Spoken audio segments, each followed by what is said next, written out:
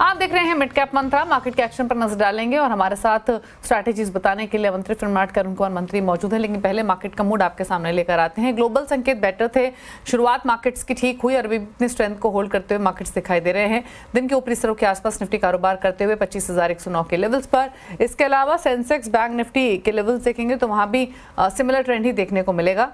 Nifty तो 25,150 के आसपास घूम रहा है, लेकिन सेंसेक्स में भी 550 अंकों की तेजी है आज के सेशन में। सिमिलरली अगर देखेंगे निफ्टी बैंक को आज के कारोबार में तो 518 अंकों की बढ़त के साथ ये भी दिन के ऊपरी स्तरों के आसपास ही कारोबार कर रहा है। ऑल्दो आज मिड कैप और स्मॉल कैप अंडर परफॉर्म करते हुए दिखाई देंगे। यहाँ पर ज्यादा वाइब्रेंसी आज के कारोबार में है नहीं, एक दायरे में ट्रेडिंग होते हुए दिखाई दे रही है और दोनों ही इंडेक्स ऑलमोस्ट फ्लैट ही हैं आज के सेशन में। बढ़ने गिरने वाले स्टॉक्स की संख्या देखेंगे क्योंकि एक्शन ब्रॉडर मार्केट्स में इसलिए नहीं है क्योंकि mid cap small cap stocks में तेजी नहीं देखने को मिल रही, इसीलिए बढ़ने वाले स्टॉक सिर्फ 1207 है। 1248 स्टॉक्स गिरकर कर रहे हैं कारोबार आज के सेशन में। तो ये रहे फिलहाल के इंडिकेशंस। निफ्टी के कॉन्स्टिट्यूएंट्स आपकी स्क्रीन पर लेकर आते हैं। बैंक्स और आईटी ये दो पॉकेट पूरा सपोर्ट लैंड करते हुए आज के सेशन में एचडीएफसी बैंक 52 अंकों पर, आईसीआईसीआई बैंक में 20 अंकों की तेजी, 20 अंकों का पॉजिटिव कंट्रीब्यूशन। एल&टी इन्फोसिस से भी 16 से 18 अंकों का पॉजिटिव कंट्रीब्यूशन आज के सेशन में आते हुए दिखाई दे रहा है। Axis, Maruti, ONGC, Bajaj finance ये नेगेटिव कंट्रीब्यूशन लेंड कर रहे हैं आज के कारोबार में। अरुण कुमार मंत्री हमारे साथ बने हुए। अरुण नमस्कार, स्वागत है आपका। बताइए पहले तो निफ्टी बैंक निफ्टी पर आए, स्ट्रेंथ होल्ड कर रहे हैं, क्या व्यू रहेगा क्लोजिंग तक? दीपाली जी गुड आफ्टरनून।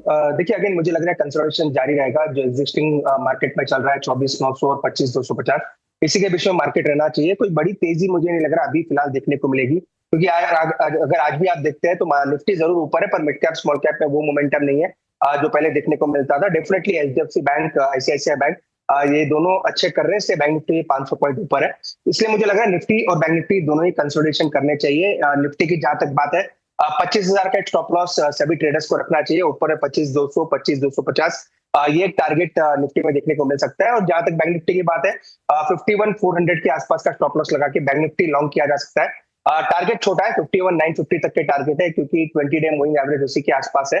तो बैंक निफ्टी वैसे बाय ऑन डिप्स वाले कैंडिडेट है, पर ओवरऑल मुझे लग रहा है 1 से 2 दिन और कंसोलिडेट दोनों ही बड़े इंडेक्सेस हो सकते हैं।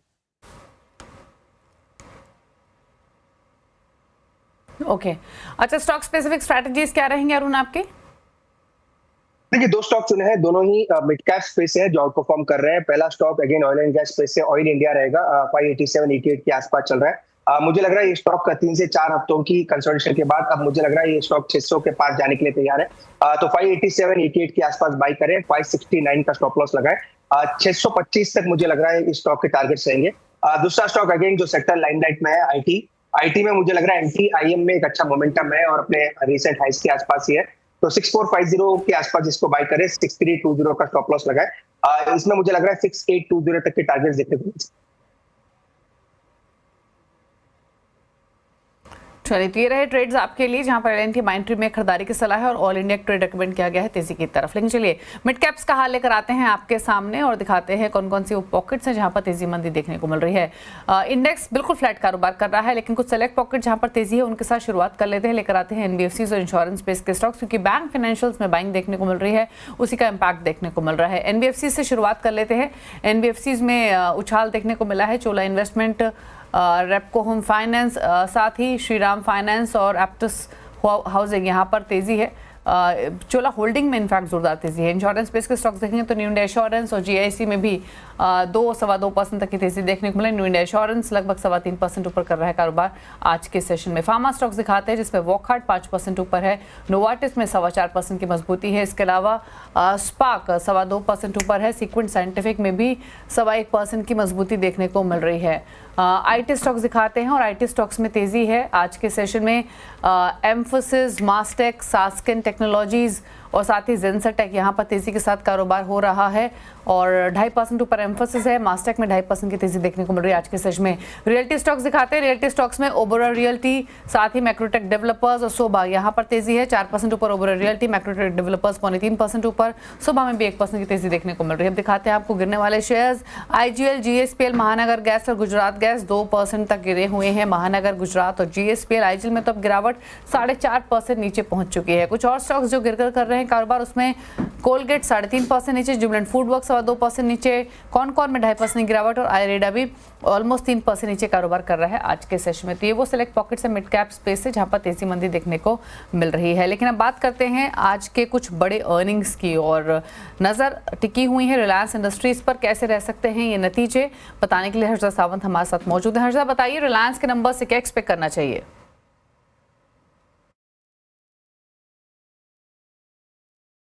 कंसोलिडेटेड बेसिस पर नंबर्स थोड़े से एवरेज रहेंगे, लेकिन जी हाँ, वो जियो ड्राइव करता हुआ दिखाई देगा ऑपरेशंस को, क्योंकि वो प्राइस हाइक का पूरा फायदा देखने को मिला है। लेकिन वो नंबर्स आपके सामने रख देते हैं। ध्यान रखिएगा, स्टॉक करीब 7% ईयर टू डेट अपना रिटर्न दे चुका है। अब सवाल यही है कि यहाँ से आगे किस तरह की वृद्धि देखने को मिलेगी। रिलायंस कंसोलिडेटेड आधार पर, कंसोलिडेटेड यानी कि तीनों बिजनेसेस मिलाकर अगर आप देखें तो रेवेन्यू 2.3 लाख करोड़ के आसपास आता हुआ दिखाई दे सकता है ईयर ऑन ईयर। मुनाफा 15,738 करोड़ का अनुमान हम जताकर चल रहे हैं, और EBITDA भी है जो करीब 39,587 करोड़ के आसपास रहेगा। वहीं अगर मार्जिन्स के फ्रंट पर अगर गौर करें तो ये 17.5% से घटकर 17% पर आ सकते हैं, लेकिन वो स्टेडी रहेंगे मार्जिन्स ईयर ऑन ईयर।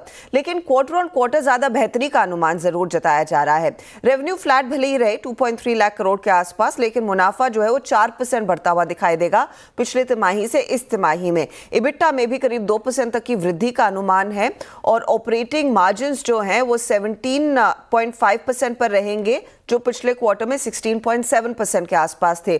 तो क्वार्टर ऑन क्वार्टर ज्यादा बेहतर परफॉर्मेंस का अनुमान जताया जा रहा है। अब एक दो चीजें हैं जो आपको ध्यान में रखनी है कि इनके अलग अलग कारोबार में किस तरह का इंपैक्ट आएगा। रिटेल बिजनेस अब तक थोड़ा सा नरम रहा है, O2C में भी थोड़ा सा फ्लैटिशनेस देखने को मिल सकता है, लेकिन जो ड्राइवर रहेगा इन नंबर्स में वो जियो का परफॉर्मेंस रहेगा। टैरिफ में बढ़ोतरी के बाद ये जियो के नंबर्स आ रहे हैं, तो उस लिहाज से एक अच्छा खासा पुल अप देखने को मिल सकता है। आपको ये भी ध्यान रखना है कि ग्रॉस रिफाइनिंग मार्जिन सिंगापुर में थोड़े से नरम रहे हैं, तो उसका भी कहीं ना कहीं इंपैक्ट देखने को मिलेगा इस पर्टिकुलर तिमाही में। लेकिन जो हाई पॉइंट है जियो, उस पर मैं ज्यादा टाइम देना चाहूंगी, क्योंकि EBITDA में करीब 9% तक का ग्रोथ ये प्राइस हाइक ड्राइव करता हुआ दिखाई देगा। आरपू अगर आप कंपेयर करेंगे क्वार्टर ऑन क्वार्टर आधार पर लगभग 7% का जंप है, यानी कि जो स्टेडी रह रहा था आरपू, एवरेज रेवेन्यू पर यूजर 181 रुपीज 70 पैसे के आसपास, उसमें बढ़कर ये 193-194 की ओर जाता हुआ दिखाई देगा। और ये 200 की ट्रैजेक्टरी में जितना जाएगा उतना बेहतर रहेगा इनफैक्ट कंपनी के लिए, तो वो एक चीज है। साथ ही साथ आप ध्यान रखिएगा कि सेकंड क्वार्टर में रिटेल बिजनेस लगभग 5% तक की ग्रोथ दिखा सकता है EBITDA में। O2C बिजनेस में EBITDA थोड़ा सा नरम रह सकता है, क्योंकि रिफाइनिंग और पेटकेम मार्जिन्स में कुछ नरमी देखने को मिल रही है। दो तीन चीजें आपको ध्यान रखनी है कि यहां से आगे O2C का आउटलुक कैसा है, साथ ही साथ रिटेल बिजनेस में किस तरह के और नए फुटप्रिंट्स और कितने नए स्टोर्स कंपनी खोलती हुई दिखाई देगी, और फेस्टिव डिमांड के लिए तैयारी क्या है, क्योंकि वही मेरे ख्याल में थर्ड क्वार्टर में एक बहुत बड़ा ड्राइवर रहने वाला है अक्रॉस इंडस्ट्रीज और रिलायंस के लिए भी, क्योंकि रिटेल एक बहुत बड़ा बिजनेस है, उसमें भी ग्रोथ आती हुई दिखाई देगी आउटलुक के लिहाज से। थैंक यू हर्षदा, बताने के लिए नंबर्स कैसे एक्सपेक्टेड हैं। और क्विकली रिलायंस पर लेवल वाइज क्या व्यू रहेंगे आपके, ऊपर नीचे की तरफ कौन से लेवल्स इंपॉर्टेंट रहेंगे अर्निंग से पहले? देखिए, दो लेवल्स काफी इंपॉर्टेंट है। 2720 जो कि लास्ट वीक का लो है, अगर वो टूटता है तो मुझे लग रहा है 100 मूविंग एवरेज के पास जाना चाहिए, जो कि 2654 के आसपास है। तो 2650 से 2700 ये दो लेवल्स मुझे लग रहा है स्ट्रॉन्ग सपोर्ट होने चाहिए। जहां तक रिलायंस की बात है, अगर रिजल्ट्स थोड़े म्यूटेड भी आते हैं तो मुझे लग रहा है 2650 के आसपास ये स्टॉक नीचे में रुक सकता है, तो वहां पे एक बड़ा सपोर्ट है। तो अगर लॉन्ग टर्म इन्वेस्टर्स किसी को एक्यूमुलेट करना है तो 2650 का वेट करें, मुझे लग रहा है एक्सीलेंट लेवल्स रहेंगे। और 100 मूविंग एवरेज यूजुअली रिलायंस तोड़ता नहीं है, तो उसी के आसपास मुझे लग रहा है सपोर्ट बनना चाहिए। चलिए, तो ये रहा रिलायंस पर अर्निंग से पहले दिन के लोअर लेवल्स पर ट्रेड कर रहा है। डिस्क्लोजर भी दे दे, जो चैनल आप देख रहे हैं CNBC Awards, उसका स्वामित्व रिलायंस इंडस्ट्रीज के हाथों में है। रुक रहे हैं ब्रेक के लिए, ब्रेक के पर बात करेंगे HCL टेक के नंबर्स की क्या एक्सपेक्टेशन है, बताएंगे एक छोटे से ब्रेक के बाद।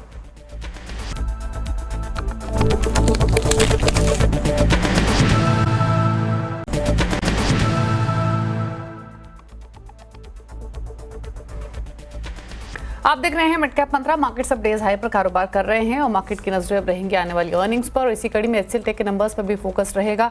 आज शाम को ये नंबर्स आने हैं, नंबर्स कैसे आ सकते हैं बताने के लिए आशीष है हमारे साथ। आशीष, बताइए क्या एक्सपेक्ट करना चाहिए HCL टेक से?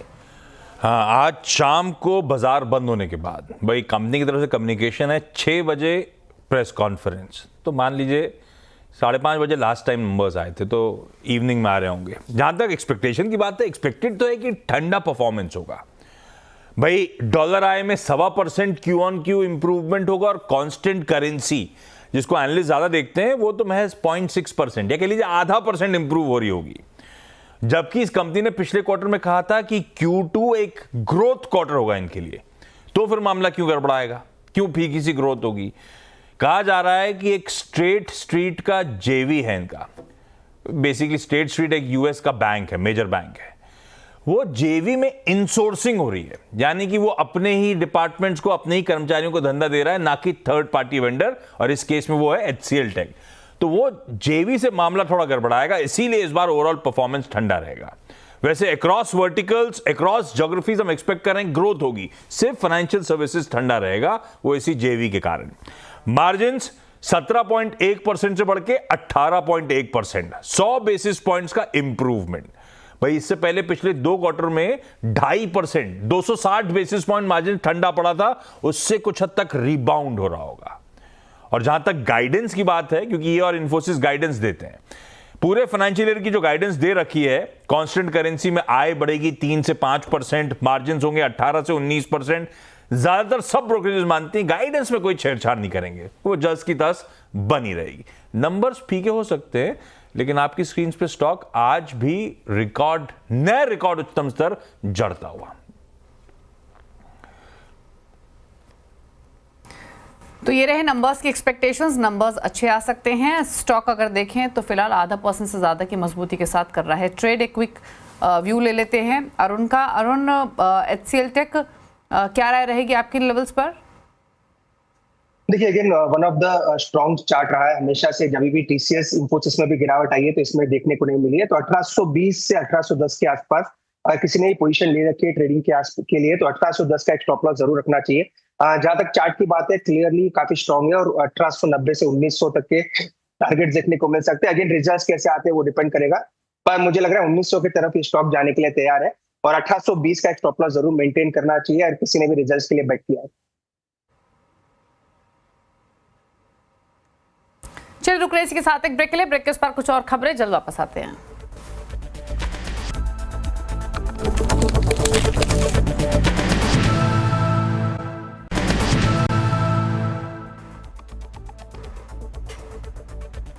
आप देख रहे हैं मिड कैप मंत्रा और रुक करेंगे कुछ और खबरों की ओर। अगले महीने होने वाले विधानसभा चुनावों से पहले मुंबईकरों को शिंदे सरकार से बड़ा तोहफा मिला है। आज रात 12 बजे से फ्री होंगे। इसी खबर पर और डिटेल्स के साथ हमारे साथ विवेक गुप्ता बने हुए हैं। विवेक बताइए, आज आधी रात से जो डिटेल्स मिल रही है कि मुंबई से जुड़े जो 5 टोल होंगे वो फ्री होंगे, और क्या डिटेल्स है?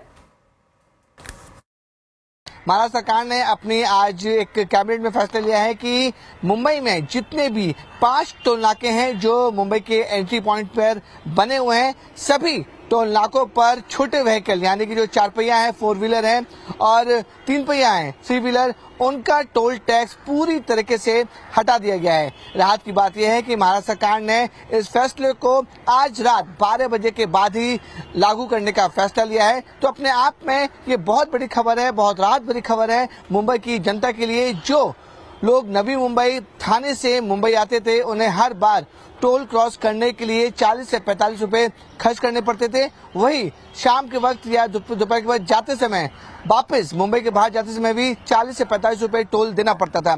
यानी कि जो लोग दफ्तर आते थे मुंबई में, उन्हें प्रतिदिन आने जाने के लिए 90 रुपए का खर्च करना पड़ता था।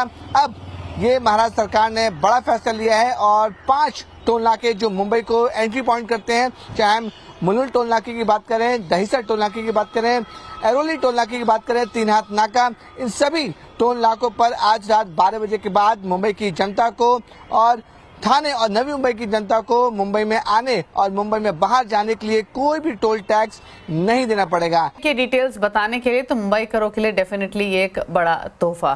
लेकिन चलिए आगे बढ़ेंगे, खिलाड़ी भवन का अपडेट लेकर आते हैं। नया कारोबारी हफ्ता है और मुकाबला है शेर खान बाय BNP पारिबास के जतिन गेडिया, IDBI कैपिटल के ब्रजेश एल और LKP सिक्योरिटीज के रूपक डे के बीच में। दिखाते हैं फिलहाल क्या रिटर्न की स्थिति बनी हुई है पहले ही दिन। जतिन का पोर्टफोलियो नेगेटिव 0.67% रिटर्न्स दे रहा है, ब्रजेश का पोर्टफोलियो 2.26 प्लस, रूपक डे का पोर्टफोलियो 1.88%। इसी के साथ एक ब्रेक के उस पार आप देखिए न्यूयॉर्क कंपनी में आज हम बातचीत करेंगे आरेडा के चेयरमैन प्रदीप कुमार दास से। नमस्कार।